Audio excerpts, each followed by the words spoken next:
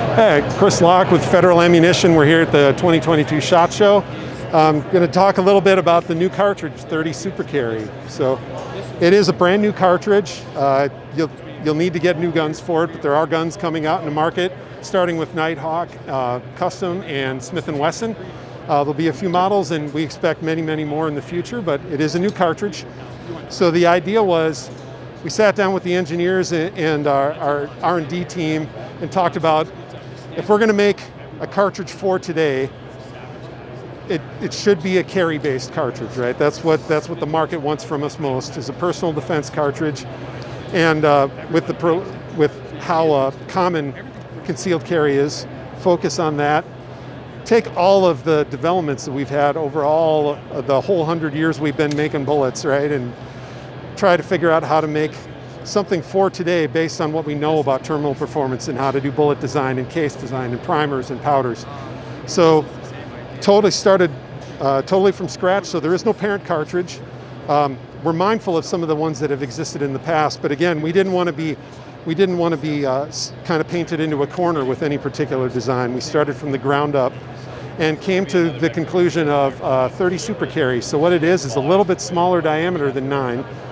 Instead of the 355 that you'd see in a 9mm bullet, it's a 312, so hence kind of down to the 30. And you give up a little bit of diameter, but then we extend the case length a little longer than 9. You keep about the same overall length as a 9mm cartridge.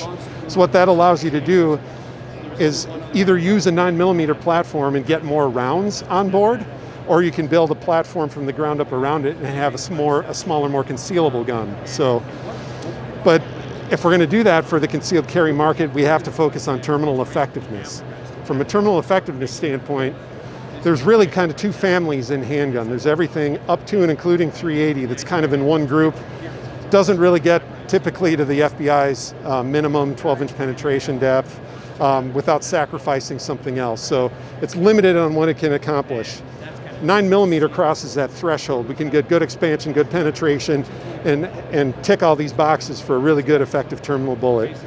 So we have this kind of gap in between that we wanted to get somewhere in there, knowing that once you get into that 9mm and up family, you're basically getting small incremental gains going up in cartridge or caliber from there.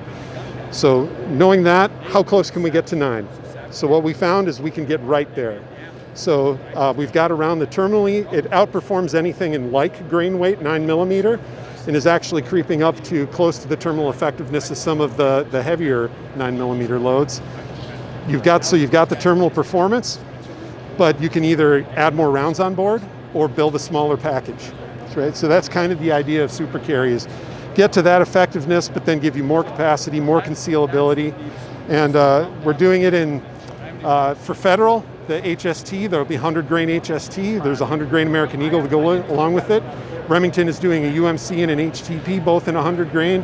And then Speer is making 115 grain Gold Dot and a Blazer, CCI Blazer 115 grain for target shooting along with it. So 6 great loads right away as we go to market. Smith & Wesson making guns, Nighthawk Custom making guns, and more to follow. You're rolling. Okay.